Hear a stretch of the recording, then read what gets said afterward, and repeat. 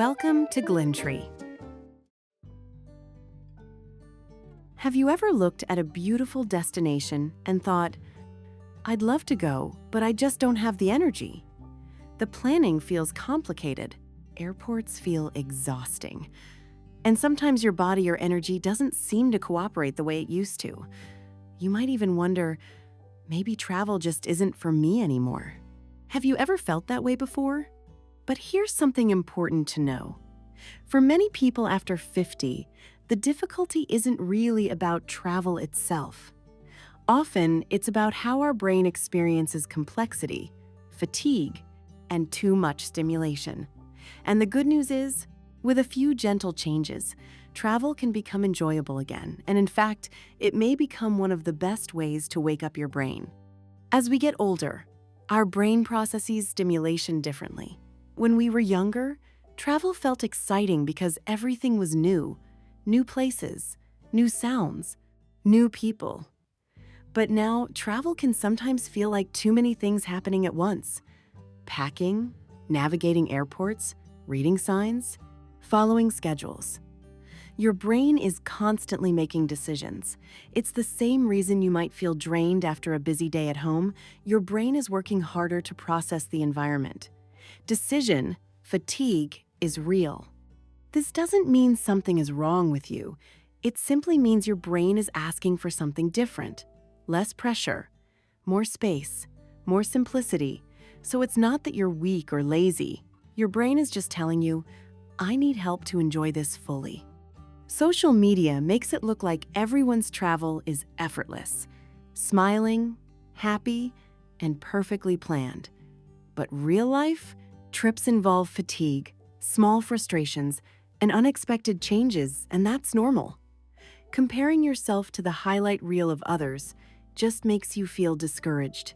Instead, we'll focus on how to travel meaningfully without pressure, noticing each day as it happens, rather than chasing an idealized vacation. But something interesting happens inside your brain when you travel. Here's something fascinating about travel.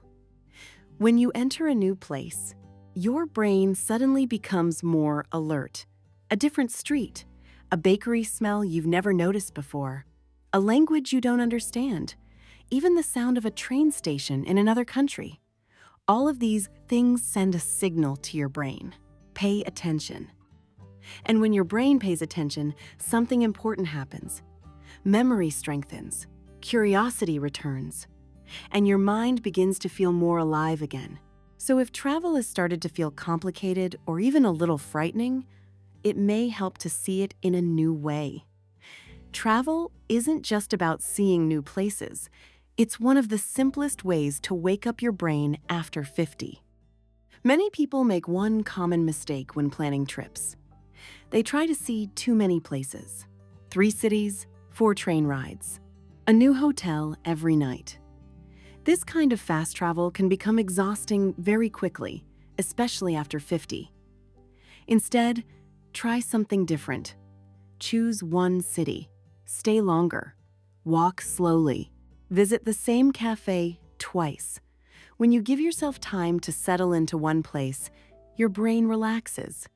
You start noticing details, and those details are what create meaningful memories.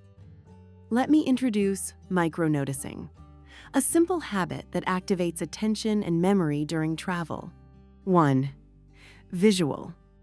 Notice one new detail daily, like color, pattern, or building feature. 2. Sensory. Smell, sound, texture, like coffee aroma or rain hitting the street. 3. Reflective. At the end of each travel day, write one simple sentence. For example, today I watched the sunset near the river. The small bakery near the hotel smelled amazing. I got lost for 10 minutes, but the street was beautiful. Months later, reading these sentences replays the memory, anchoring experiences and making each day come back to life.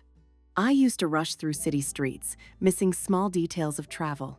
Then I started noticing one tiny thing in every cafe, street, or shop I visited, and writing a sentence about it each evening. Within a few weeks, I could recall streets, smells, and even conversations vividly, making my trips feel richer and less exhausting. And here are other gentle habits to reduce mental load. 1. Anchor points. Pick one daily goal for your trip. Example, today I'll visit this one museum and enjoy fully. 2. Visual simplification. Avoid cluttered schedules and overpacked bags. Fewer items means fewer decisions, and that means more mental energy. 3. Gentle transitions. Take 5-minute pauses between activities. Stretch, breathe, sip water. This isn't wasted time. It restores focus. When you slow down, your brain processes experiences more deeply. You remember more. You feel more connected. And you feel less exhausted. Novel experiences combined with mindful attention help keep the brain healthy not through intensity, but through awareness. Travel after 50 doesn't need to be about seeing more places. It's about noticing more moments. One street, one conversation, one quiet morning. When you travel this way, your brain becomes curious again. And curiosity is one of the most powerful ways to keep the mind active and healthy. If travel has started to feel difficult or overwhelming, remember this. It's not that you've lost your sense of adventure. Your brain simply needs a gentler way to experience it. Slow down, simplify, notice small things. Because sometimes the most meaningful trips aren't the busiest ones. They're the ones where you finally have time to pay attention again. And when that happens, travel becomes something beautiful once more. So, where would you like to visit next? And what small moment would you like to notice there? And if you've been hesitating to travel because it feels complicated or tiring, remember, you don't have to do it the old way anymore. You can travel slowly. You can keep it simple. And sometimes, even a small trip can gently wake up your brain again.